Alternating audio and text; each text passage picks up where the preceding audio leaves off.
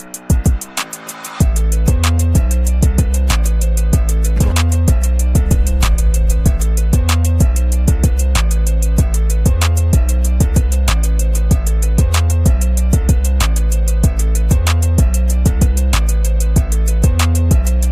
welcome to another exciting episode of the Andre The Beast Crayton Show. Today, we're going to go down to Florida and we're going to catch some snakes.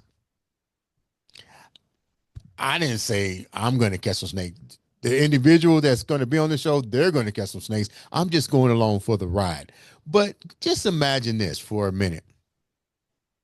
You live in Indianapolis, Indiana, and you decided that you want to take a trip to catch a snake that is causing a change in the ecosystem.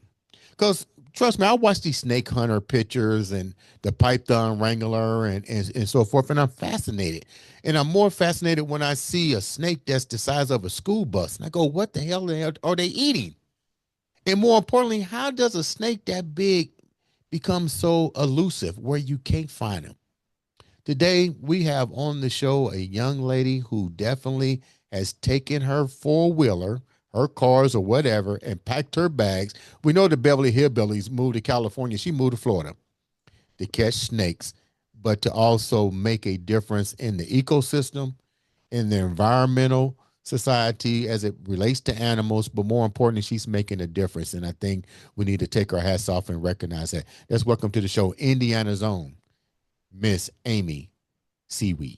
Did I get the last name right? Got it. You got it. Thank you very much. Amy, let's start from the beginning. Humble. You started in Dayton, Ohio. Let's start there. What was it like for you growing up in Dayton? Tell the viewers a little bit about you. Oh, well, yeah. So I'm actually from Kettering, which is a suburb of Dayton. And growing up, I was an athlete. I loved nature. I was in the creeks all the time, catching all kinds of critters. It was just a fun, carefree, in nature childhood, I guess. Now, Dayton is the home of Indiana's own Patty Spitler, which like we talked a little bit about that. But I don't are there a lot of creeks and snakes and rodents in Dayton?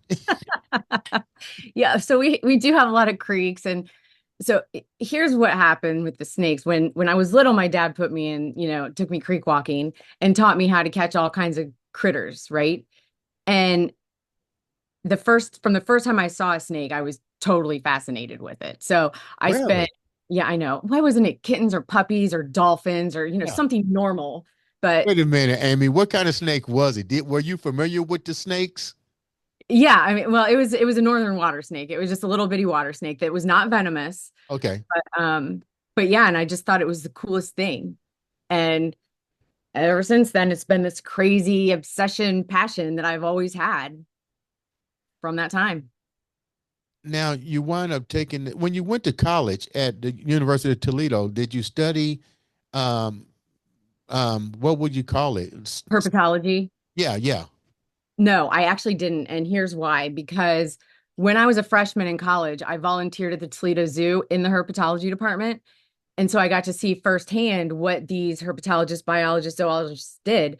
And they just sat behind their microscopes and, wrote papers. And it was so incredibly boring to me. Incredibly important work, don't get me wrong. But Mhm. for me and for who I am, that is not something that I would have been able to do. I need to be out doing things in front of people. So at that moment, I knew that I wasn't going to be an ologist, anything. I leave that to other people. So no, You're nothing. more you're more Communications and uh, marketing. you're more of a hands-on learner as opposed to being in the textbook. But let me go deeper with this, okay? Because I'm fascinated now. There's a difference between being in the classroom versus work-life experience. Yep. What was the difference for you versus let me rephrase this. What was the advantages and disadvantages of work, school, but you're doing the same thing? What was the difference for you? The difference in work and school. So if I was going to be going to school to work in this environment, Mhm. That's not something that I was interested in because as important as it is, the biologists were more introverted. They were more behind the scenes, and I need to be out there, right? So I didn't want to spend all this time in school to do something that I'm not going to be very good at because I don't enjoy it, Mhm. right? Mhm. So being out in the field though, for me, that's where I learn, that's where I get it. I mean, I'm not a scientist. I'll leave that to them, but I actually work with a ton of biologists here in Florida, helping them. So I'm out in the field collecting, specimens and snakes and everything for them so they can study in their labs. You're from Indiana. I mean, I'm trying to think. Look, I had a fit when I went to Eagle Creek. I had a fit when I went to Brown County. And in my first camping trip, I was in high school, and I remember this. I remember that we put the tent up and we was playing checkers or something. And when you don't pay attention to your surroundings, it's crazy because when I looked around, it was pitch black, total black. And I'm thinking, here you are going out in this area, and you don't appear to be afraid of anything. So my question here is, we have resources like Brown County and all these other places. Why not snake hunt here? Because there aren't 20-foot pythons here in Indy. They're in Florida. I have to go to Florida to catch them. What was the what when you start working as a volunteer at the zoo? I'm pretty sure is it Toledo or Cincinnati is supposed to have like the a whole bunch of snakes. They might be Cincinnati, but anyway, Both of them do. yeah. Like which snakes in particular outside of the why the python? Well, the reason for the python is because, first of all, in the Midwest, the biggest snake that we have is like a 6-foot black rat snake, right? So when I go creek walking, when I go walking through the woods and I see a 6-foot black rat snake, man, that's awesome. It's amazing. It's so cool. I catch it, I admire it, Wait a like, minute. Wait a right? minute. You on I, a date? I'm on a date with you, and we out there, and you're more concerned about catching a rat snake. oh, yeah, for sure. For What is, sure. what is a rat snake? Like I have no idea. Educate me. What's a rat snake? That's our biggest snake here in Indiana. Yeah, it's non-venomous. It actually farmers love them because they eat a ton of rats and mice. So if you see a black rat snake, you've got rodent somewhere. But So does it eat other snakes? no, no, they're you know, it's just one of our snakes. I forget how many are in Indiana. There's 52 different species in Florida, not quite as many in Indiana. But the thing is, when we go snake hunting, in the Midwest, we go find a snake, pick it up, play with it for a minute, think it's cool, and let it go. We'd never kill them. So that's what's so weird about the python hunting, right? Is that we have to kill them. And I think, and I need to go into that really fast, Okay. just because so people understand that, the pythons are an invasive species in Florida. They're not supposed to be here. They're here because of the pet trade, which is a different story, but they've eaten 98% of the mammals in parts of the Everglades. So they're decimating this ecosystem. So we have to kill these pythons because we're not going to have any mammals left. They're all going to be extinct. So it's a really, really colossal problem here in Florida. That's why we have to do it. Now, the reason that I thought it was going to be so amazing is because, I didn't even know for a long time that there were pythons in Florida. And so then all of a sudden I find out. So I go, okay, instead of catching a 6-foot black rat snake in Indiana, I could catch a 20-foot python in Florida. Oh yeah, I gotta see this. This looks awesome. But you're talking a 20-foot python that pretty much can kill a crocodile or alligator Mhm. with no problem at all. How are you going to catch a 20-foot snake and not worrying about the same thing happen to you because the way their teeth are, you're not going to just rip your arm out of their mouth. So is there any fear factor with you, or you just straight up Indiana Amy? Who moved to Florida? um, you know, it's really interesting because when I moved there, this was relatively new. The Python program through the state was new. People didn't really know a lot about it. So I didn't know a lot about it. I mean, we never hunted, we don't have pythons anywhere else in the United States. And so I didn't really know how to catch a 20-foot python. Um, I didn't really even know where to look. I didn't know maybe it would try to eat me. I had no idea. But for whatever reason, that didn't bother me. It was the excitement, it was the thrill of going out and potentially catching this gigantic snake.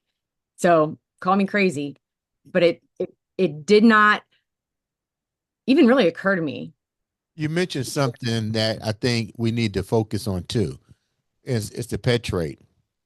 They actually had a lady in Cincinnati, which I thought was bizarre. She collected all of these venomous snakes, like the black mamba, and I'm thinking, first of all, who would have these in their house? She got bit by the snake. It was hard for her to get anti-venom because we don't have a black mamba in the Midwest. You know what I Right. mean? And she still managed to get these exotic pets and bring them back in the house. So my question here is, tons of people have pythons, boas, uh, these snakes, and they let them out all over the world. Now we know that a python can't live in cold climates, but let's take about the areas in which they can habitat and breed, like maybe Texas and so forth. How come there's not a report of mass eco changes in these areas? Because the pet trade with these people is all over the world. For a couple of reasons. The pythons are need a tropical climate, right? So because that's where they are from Southeast Asia, it is a tropical climate. And South Florida is like one of the only tropical climates in North America, Mhm. right? Um, Texas is very arid and dry. They need humidity, they need tropical, right? So that's why they are so prolific down here. But the other thing is, it isn't just because people let their pets go. That is part of the problem, don't get me wrong. But the main reason is because Hurricane Andrew came through in 1992 and destroyed a breeding facility in Homestead, which is close to Miami. I know And exactly it what that is. sent 900 pythons to the same general vicinity of the Everglades. And that's the epicenter of the problem. Okay, so let me ask this question. So let's just say these snakes couldn't survive in these other climates if they were to let loose because of the environmental conditions isn't the same as the wet climate. So they thrive here. What are some of the other places that devastation could occur? I know we're focusing on Florida, but let's think about it. We're still talking about a pet trade industry where I'm seeing on social media people got pets all over the place. But you're an expert at this. What other places outside of Florida, to your best of your knowledge, could be effective, could be affected by the python, boas, and so forth, snakes that aren't indigenous to the community? Are there areas? Unless the snakes take on a brumation or hibernation sort of behavior, it's going to be really hard for them to get, they won't be able to go past the freeze line, right? So that line is like in central Florida. It goes like right above Lake Okeechobee. Mhm. So pythons can't survive, they can't digest under 75 degrees. So if they and they don't hibernate in the wild anyways. So that's not part of it. So if they are in a place that it gets that cold, they can't survive. They're going to die. So that's really what the cutoff is. So anywhere else in the US, unless they adapt really quickly, which I'm not saying they can't because who knows, Mhm. but as of right now, this is really the only place that they're going to thrive. How did you manage to get to Florida? I know you did. Did somebody call you? Or you just watched the picture and said, "I'm going down there." Like, how did you make the contact to say this is what I want to do? You just didn't drive to Florida and just grab the snake and say, "I want to be a snake hunter." No, well, I know it's kind of close, but it's actually funny because I'm sure you've seen the show Swamp People or heard of Yeah. it. They called me and when I was in Indy and said that they were doing an extended episode of Swamp People and it was going to be pythons in the Everglades. And they thought that I would be good for it. And I said, okay, first of all, there are pythons in the Everglades. I had no idea. Second of all, I had no idea. So why are you calling me? But apparently I did, this video of Lake Erie water snakes that had almost 4 million hits. They saw that and thought that I would be good for Florida. It's Turns funny. out, It's funny you said that because I lived literally 2 minutes from Lake Erie in Avon Lake, Ohio, no kidding. and I was there when all that snake thing. I didn't even know what that snake was. It's funny you said that. I was literally at a restaurant on the water eating, and they was talking about those snakes, and I was like, "That's crazy." But go ahead, go ahead. Yep, yep. Well, so that's how I learned about it. Thankfully, the show that episode didn't work out, and it's all of the shows are fake. Just going to throw that out there. All of it's made up, so don't believe anything that you see on the shows. But I did learn that there were pythons in Florida, so I thought, all right, okay, wait a minute, I need to go down and check this out. So Dave and I took a vacation down to Florida, went on a hunt, caught a 9-foot python, and at that moment, I was like, yep, this is it. I'm going to figure this out. I'm going to move to Florida to figure out how to do this. Okay, who's Dave? How did you sucker him into taking this journey? Yeah, so Dave is my fiance. I mean, we've been together for like 12 years. So we met in Indy. And he is a very avid outdoorsman, hunter, fisherman, not really into snakes though. Uh-huh. And so our first date was literally the Lake Erie video because I was a real estate broker, in Indy, and none of my clients really knew this other side of me, the snake side. So I wanted to get this video, and in Lake Erie every year, all of these snakes come out. Yeah. So he's the only one that was like, yeah, I mean, I guess I'll go. I was like, all you have to do is sit in a chair. I will get a cooler of beer for you. And you just have to hold the camera. That's all you have to Nothing like a case of beer on Lake Erie, looking at snakes do. and going, Right. "This is I mean, my like, girl. This is my future girlfriend, my future wife. This is my career right now." yep. Yep. Yeah. Who would have thought? So he thought, oh yeah, we're going to catch I was going to catch maybe like a few snakes. And I caught like 30 of them or something. Right. So he was just like, holy shit, that's crazy. So anyways, that was kind of our first date. Not, I mean, it wasn't really a date, but from there, I think I hooked him for whatever reason. Yeah. And Who wouldn't? Who could you not hook? A woman not afraid to grab 30 snakes? Yeah. right. Every man's dream. Oh, yeah, definitely. So, so that's how, then once, so keep in mind, I was a real estate broker for 13 years before I moved to Florida. Right. So I had a pretty big business. It wasn't, like, hey, I'm going to sell a couple houses a year. I mean, I had a business. And so that was January of 2019 that we went down and I caught that python. And it was just one of those things. It's like I knew in my heart more than anything I've ever known in my whole life that this was what I was supposed to be doing. And so in less than 2 months, I sold my database. I packed my stuff up. Dave couldn't come because he had his business he was still running. And I rented a room from a guy in Miami that I found online. Still can't believe I did that. And I moved. Wow. And nobody could tell me if the Python program through the state, it was just a pilot program. So they couldn't tell me if it was going to continue, if they were ever going to hire anybody else. I didn't know anybody. I didn't, have a job. It was like, I've got to go right now. And I went.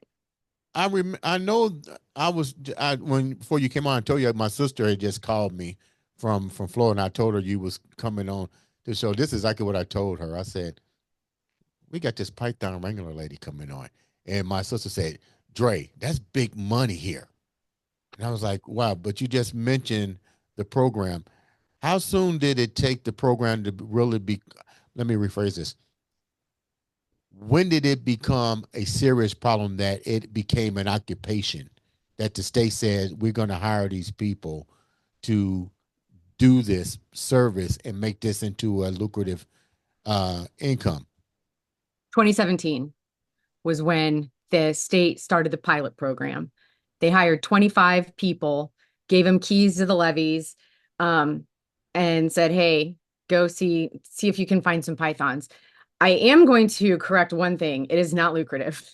Okay. That's one thing. Nobody's getting rich python hunting for the state. You get paid like 13 bucks an hour, and you get paid by the snake. Like it's $50 for the first 4 feet, and then $25 a foot for each foot after that per snake. So it's not, it was basically to pay for gas money. Like, hey, we'll throw you some gas money if you go find some snakes. What It are was the warnings? I'm pretty sure, if you get killed on the job, the state ain't gonna cover you. no, we were contractors. We weren't employees. Okay. So yeah, we were on our own for sure. So you get to Florida and you find the first snake with your fiance. How did you know where to even go look for the snake? I know your education and stuff, but let's get real. Florida is huge as hell. We know where Alligator Alley is, but there's no sign that says Snake Alley. So I would assume if the snakes eat the alligators, they cohabitate together because it seems like a buffet right there. How do you actually find the snakes? Yeah, well, that was part of the problem too. Nobody had really any experience with it. And we had to just kind of, it was trial and error. So when I moved down here, I go from 24/7 realtor stuff to, oh my gosh, what do I do now? So I did a lot of exploring all over Florida, like all over South Florida, trying to figure out when they move, how they move, what it is. And we were all, I made fast friends with a lot of the contractors and a lot of the people that are high up in this industry, I guess. And it was a lot of just talking back and forth and saying, "Hey, I caught this python at this time in this weather. What about you?" And it was a lot of just doing that to try to figure out where to go, when to go. And it it's hard. I mean, it takes an average of 12 hours to catch one python. And that's collectively as the all the agencies together. They're an invasive animal. They can hide like there's no tomorrow. You're talking about a vast area of the Everglades. You know, aren't you afraid of what are you afraid of? I know the answer is nothing, Indiana Amy. What are you afraid of? I mean, you ran across a 20-footer. These things can kill you. I mean, I don't really like spiders very much. Oh my God. Okay. Okay. So let me ask a question. We know that these snakes can kill kids, but the chances of them coming in contact with kids out there is zero. But we're dealing with humans. Are some of these snakes capable of taking a human life and killing them and consuming them, or is 100. or is our? I was under the impression, you can clear me up, that a python or an anaconda or whatever could not kill. They could kill a human, but they couldn't. The way their mouth is, they couldn't overcome our shoulders. Oh yeah. Oh, easy. The 17 footer that I caught, she if she wanted to eat me, I would have no chance. The thing is, humans aren't on the menu. So they don't look at us as a prey item, and they actually don't look at us as a threat really. So Why you say and that? well, so when we're out catching these pythons, if we see one, it's just laying there, right? You can usually walk right up to it and it doesn't do anything because it doesn't feel threatened and we're not a food item. Until you grab it, then, all hell breaks loose. But if I get into a situation, like say I've got this python behind the neck and it starts to wrap me up, if I'm uncomfortable, all I have to do is let go of the python because it will unravel and try to take off. It wants nothing to do with me. That's crazy. Nobody ever really thought about that. Well, and I didn't either. We didn't know that there are pythons, the reticulated pythons, which get even bigger than the Burmese. Right, right. They're not here, in Florida, thankfully, but they do eat people. So you've heard about the, grandma that got eaten by the python in Asia. Yeah. That's for real. That happened. So if we had a reticulated python problem here in Florida, tourism would be done. Why do you think there's not? I mean, we I'll tell see you, black mambas and all these other crazy snakes. I mean, what's the difference? it is the breeding facility that had all of those Burmese pythons in the same area. And the reason that they were breeding the Burmese was because they were such popular pets because they have a generally nice, mild disposition. They're pretty cool snakes, actually. The reticulated pythons are mean. That's anacondas are mean. Rock pythons are mean, but the Burmese were pretty cool. So that's why they were breeding them. It was for the pet trade. And then they all went into that same general area, which again is the epicenter of this problem. Let's talk about genetic breeding. What's the possibilities of these Burmese reticulated interbreeding upon being released? If is that even possible? We have Indian pythons that are kind of a subspecies of the Burmese pythons. They're a little bit smaller, and they have bred together. I don't know of any reticulated and Burmese. They live together in Asia. They're in the same Right. territory in Asia, retics and Burms, and they don't interbreed Okay. naturally. Okay. So I don't know. Maybe it's possible. I'm not actually sure, but it doesn't happen in nature where they are. How many snakes are being how many snakes are you guys that you know of that are being captured weekly, monthly, yearly? I'll give you the total. So the program started in 2017. There are an estimated 500,000 pythons out there. Since 2017, collectively, all of the agencies have caught about 25,000 pythons. Who came up with the number? How did that number come about? How did they do the It's math? yeah, so it's a complete estimation, 100%. So it could be wrong. I feel like it's a little low, but based on how many we're catching, where we're catching them, that's the estimate. Why do you feel that the numbers are off? Because the amount of pythons that we find just going down the road. So we are constricted, pun intended, by the accessibility. So 3.5 million acres is Python's territory, right? There aren't many roads going through the swamp. There aren't many areas that you can actually hunt. The problem is that these pythons spend 85% of their time not moving. And so we have to wait for them to be on the move because if they don't want to be seen, they're not going to be seen. So that's what makes it so difficult to find them. So we have to wait for them. But based on the amount of pythons that are coming across the roads to go into the canals in just a small area that we have to hunt, there's got to be more than that out there. Does the does a python have a natural enemy? You would think that the alligator or crocodile would be its enemy. Nope, actually not really. I mean, pythons eat alligators, alligators eat pythons depending on size, but it's not real high on either of their menus. Um, so that's the problem with these pythons is that they don't have any natural enemies. In Asia, the population control are the cobras. So they have king cobras in Asia that eat other snakes. They get to be 16 feet long. So pythons are their main diet. So that's the population control over there. I had no freaking clue that cobras eat pythons. Yep. I know they eat other cobras, but I had no idea that they and other snakes. I had no idea. That never even registered to me. Yep. How Let's go back to you for a minute, Miss Amy, Indiana Amy. That's your new name now. I lived in Tampa. I lived on a place called the Preserves, which is apartment complex and preserve wildlife. I remember they had a 20-foot alligator, and this is how stupid I was. Serious, this was like 2001 or 2002. I had no idea that the name preserve. I didn't even relate to what I was doing, but there was a 20-foot alligator, and I'm walking around this pond like oblivious to what could be in that thing.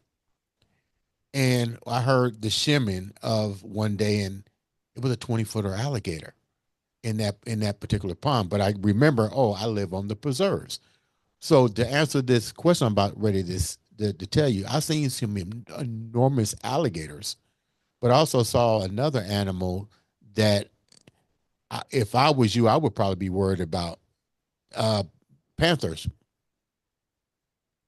Yeah, I'm not, they're not like cougars and mountain lions up north. They're actually kind of small and they're not really people eaters and they're very elusive. We don't have very many of them.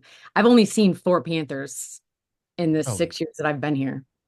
what else have you seen in the Amazon that we should know about that we don't get a chance to get that tour like you do? Well, we have bears. We have black bears actually in my backyard. I have a mama and three cubs that come out of the woods. I've got alligator in my pond in my backyard, which is kind of cool. I mean, it's a condo, so it's like all of our backyard. Um, Wild pigs, that's another thing we have. And the pigs eat pythons, pythons eat pigs, but nobody eats enough of each other to make a difference because the pigs are invasive too. Um, that's about those are the biggies, that we have here. Pigs eat pythons? Hmm. Depending Wow, on size. I had no. I I mean, the smaller ones. But here's a funny thing. Every time, whenever we see pigs, like, it'll be a mama and her babies or whatever, we almost always find a big python in that general area. And when I mean big, they're fat because they've been eating those pigs. what do let me figure out how to say this. We see a lot of people out there doing what you do. Has there been any has there been a dent put in it at all? Or are the snakes breeding, as far as you guys know, so fast that it may not be a solution? It may be to the point where the Everglades will undergo an ecological change in the next 20 to 30 years. We are not making enough of a difference to stop anything. You know, um, I sometimes feel like, are we just prolonging the extinction of some of our native animals? Probably. But there's a ton of research going on right now to try to figure out a better, more effective way to do this than just hunting. And so if we can prolong that extinction long enough for them to figure something out, obviously, it's worth it. Which animals are that may let's be real, that may become extinct? That Marsh whatever, rabbits, whichever. marsh rabbits are pretty much almost all the way gone right now. The raccoons, possums, those are like nice mid-sized 12-footer, snacks. Pythons eat everything from wading birds. We've had a huge decline in our wading birds. And, this is south. This is where all the birds fly south for the winter, right? And they bobcats, they deer. They We eat haven't found any. bobcats. You would think a Mhm. bobcat would be able to handle a snake. Pythons are ambush predators. So we've caught some big snakes on game trails, right? So they'll just sit there and they won't move. Something comes by and it's lightning fast. They grab it and wrap it up and it's over. When We you found got, a we found a 16-foot python with a doe and two fawns in her at the same time. that's what I was getting ready to ask. Like, what was some of the bizarre animals that you found in these animals? Yeah, I mean wood storks. We find everything. A lot of rats and rabbits. So the average size of the python that we catch is between like 6 and 9 feet, and I think that's because they're growing still. They're on the move all the time, so that's when we just see them more. But we've almost every 16 plus footer that we've caught, there are deer hooves in it. Yeah. Did I ask you what are some of the other animals that are become? Did I even ask you which animals are becoming extinct? Yeah, I mean it's the rabbits, the possums, raccoons, and in all of these areas, there are you can see the decline. The wading birds is a really big deal too. What about the alligators? Florida's No, no the, alligators.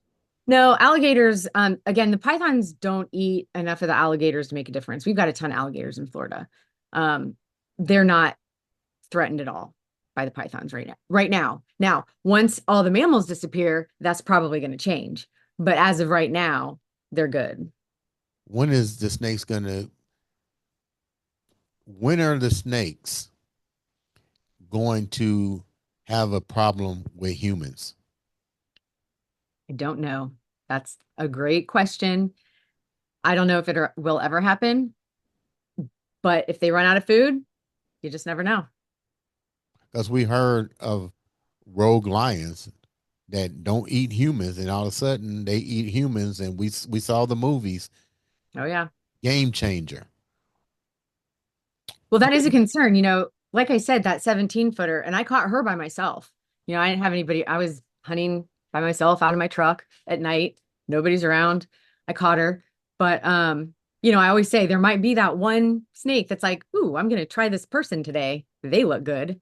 You just never know. And if that's the case, forget about it. If you don't have someone with you, and even if you do, they're so strong, it would be really, really difficult to get that snake off of you. But you said if you let it go by the neck, it usually lets you go. I'm talking about if you get that one that says it wants to eat a person that day. Okay, let me But ask. generally, yes, you just let go of them and they take off. I'm pretty sure people are listening to this. I hope that you don't go out and do this alone. I hope that you at least have somebody with you. How important is it to have somebody with you when you're doing this? This is a dangerous job. I don't care if it's a 3 foot snake or whatever. It's still a dangerous job because you're dealing with other species out there. I'm pretty sure you come across alligators too that probably sit right there while you're trying to do your job. So, how important is it to have somebody with you or when you're doing this type of work? If somebody wanted to do this. Somebody wanted to do this and they've never done it before, you have to have somebody with you for sure. Um, I did a lot of hunting by myself in the beginning because I live in Naples now, and I was one of the first people that was hunting over here because everything was happening in Miami. Mhm. So I was the first one over here, and I was out by myself a lot. Now I'm a guide, so I don't work for the state anymore. So I take people on python hunts. So I'm almost always out with somebody. But it's not as easy as what people think. When I moved to Florida, I thought I was going to be walking through the swamp and just chucking these things out left and right. And it took me 6 weeks to find my first python. So it's not as easy as what people think it is. Um, and if they did want to come down, obviously, I mean, I'm a guide. People hire me all the time to learn how to do it. But Which 5 areas in Florida are most effective outside of the Everglades? the line of python, it goes basically from South Fort Myers over to West Palm Beach and down, and that's the python territory. So all over Naples, I found the first python shed in my bushes. So What's a they're python actually shed? when they shed their skin, Oh, shed. Okay, okay.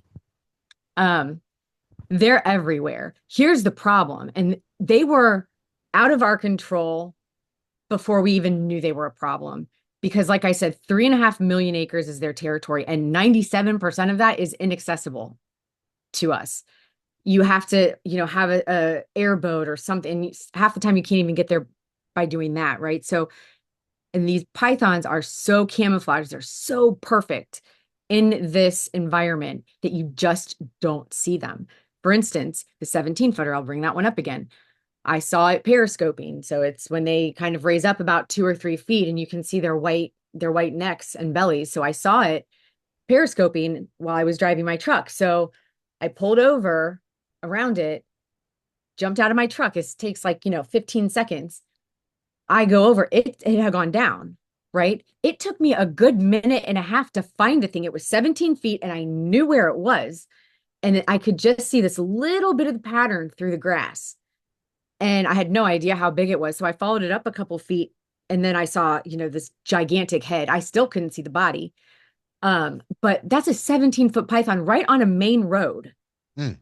that I couldn't even find right away. So that's how difficult these things are to spot. Let me ask you a question before we wrap up. You mentioned we talked about maybe the elimination of species. We talk about acres and acres of wetland that's unattainable. It would seem to reason that even with the destruction of animal loss, the snakes will eventually wind up either becoming cannibalistic and dying off themselves. What's your take on that? I think that that is a very, very good possibility. I don't know. I'm only I basing that on theory with a mass area of land that eventually, if you're eating up all the resources, you begin to basically start to eat the closest resources to you, which is your own self, which eventually survival of the fittest, and eventually they might collapse upon the ecosystem might collapse upon itself. That very true. The thing that we've also noticed with the pythons, though, is that they're moving north and west, right? They're following the food. So they're so even though they can't survive right now above the freeze line, who's to say that they're not going to do Uh, some crazy adaptation right. very quickly to allow them to do that? So then once that happens, if that does happen, it's not going to be a total devastation like it is down here in South Florida because they're not going to be eating most of the year because it'll be too cold. So they'll hibernate like other animals, right? So they won't be nearly as big. There won't be nearly as many of them. Mhm. But that's what I see. I see them more so moving north. Why not take the endangered species and build a sanctuary until the population of these animals can at least get to what is obtainable to reproduce and reintroduce into the mainframe? Because I'm just thinking here. Eventually, something's going. There's got to be checks and balance. So if the checks and balance is a mass area of land and you running out of resources to eat, it seems like to me the simple thing would be the animals that are now becoming extinct, put them in a sanctuary to allow them to breed. And that way, when the numbers begin to change, whether or not you catch tons of snakes or not, it's going to eventually either fold on itself, but at least you're able to repopulate when the numbers go down. What's your thought on that? I think that's a great idea. I think that the issue that there would be is that we don't even have an end in sight for these pythons, first of all. So, Right. if we get an end in sight, then yeah, maybe that could work, but it would cost millions of dollars to build the sanctuary for all of these species, right?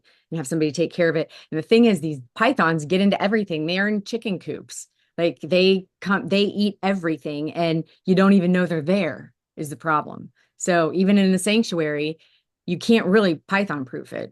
They can climb up walls, they can go underground, they can get there.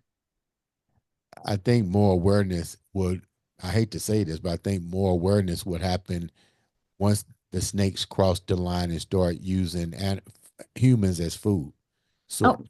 for sure. I always said if we had a retic problem, they would probably have already figured this out because Florida tourism would not be a thing because people would be on the menu and they would probably have already figured that out. So yeah, you're right. It might take somebody getting eaten by a python. Yeah, yeah. Because right now it's kind of like, okay, we're gonna let the snake handlers handle it. When really you're talking a lot of, you got to ask yourself the simple question: what if? Absolutely. Now, let me ask a question. You catching snakes like crazy. What happens to these snakes once you catch them? Like, how are they being dispose of, their nuisance? Like, what is done with the skin and all that kind of stuff? Is it used to recycle, make pet food? What's the protocol here? Sure. Well, as we catch them all live, that's a whole nother thing. People say, why can't you just shoot them off of, your truck? But you can't discharge a firearm, on a main road. Plus, you have to get it in the brain, otherwise it'll live and you won't be able to retrieve it. But I skin it and then I make, Python. Well, I have somebody else make Python leather products. So I don't want I would want to use as much of the Python as possible. And you can't eat them because they're apparently full of mercury, but they're very chewy, very, very chewy. And I don't recommend it. And that's why it also can't be pet food. Wow. So you tried Python? I did. I did. I took a Look, python. that name, your new name is Indiana Amy from now on. I'm gonna personally go get you the hat. Well, I also tried the eggs before. There is a video on my Instagram, and it was terrible. I didn't end because the eggs are like the size of potatoes. Wow. But yeah, that didn't work out. So, Amy, before we wrap up, what's your message here for the people? And thanks so much for taking the time out to. From what I understand, you let go of a 20-footer to come and be on the show. I really appreciate that. No problem. No That's a problem. couple pocketbooks for you. What do you want people to really understand about why you're doing what you're doing? What can we do to help? And then the last part of that question, how can the viewers reach out to you? Yeah, I think, the biggest message here is, when people find out that I'm a python hunter or that people hunt pythons in Florida, they think it's just for sport, it's just to do, and it's not. They're causing a huge, massive problem here in Florida. And we have to do everything that we can to try to stop them. Um, as far as, people come down all the time to go on python hunts. It's a really awesome experience. You get to not only, get your hands on the pythons, but literally use your own two hands to help save the Everglades, which is a really, really cool thing. Um, Other than that, obviously just supporting us. You can go to my website at pythonhuntress.com and follow me. I'm the Python Huntress on Instagram for all of my, crazy adventures. But it's a real problem, and hopefully we can get this figured out. Viewers, I hope you heard that. We need to basically listen to what she's saying, make a difference. Let me ask a question real quick. When you hire your services to go and you catch a python, do I get to keep the python myself? Do I destroy the python? Do I get to make items with it? Like, what's the protocol if I'm hiring you to go python hunting? Because I'm not letting it go. So how does Sure. that really work? Sure, yeah, it's all live capture, right? And after we get all the pictures, then I euthanize it on the spot. I have a captive bolt gun that I use. They use for sheep and pigs, and it's humane. It's, approved by the American Veterinary Association of approved methods of euthanasia for pythons. And then, yeah, you can take the carcass with you if you want. I can have it skinned and tanned for display. I don't really offer to have the leather made out of it because in order to go to my professional tanner that turns it into leather, I have to have 100 skins, and it can take a year sometimes. And I can't tell the difference in the python. So it wouldn't necessarily, I don't know which python is yours. But I can have it skinned and tanned for mounting. Like a taxiderm? Is it taxiderm? Yep. Really? Wow. We learned a lot today on this show. Thank you so much for taking the time to come on, Miss Indiana Amy. Thank you for having me. Make sure you guys subscribe, like, follow. Make sure that at least if your curiosity needs curing as it relates to the snakes and everything else that Amy does, reach out to her. Once again, thank you so much for taking the time out to come on the show. Ladies and gentlemen, this has been another exciting episode of the Andre the Beast Crayton show.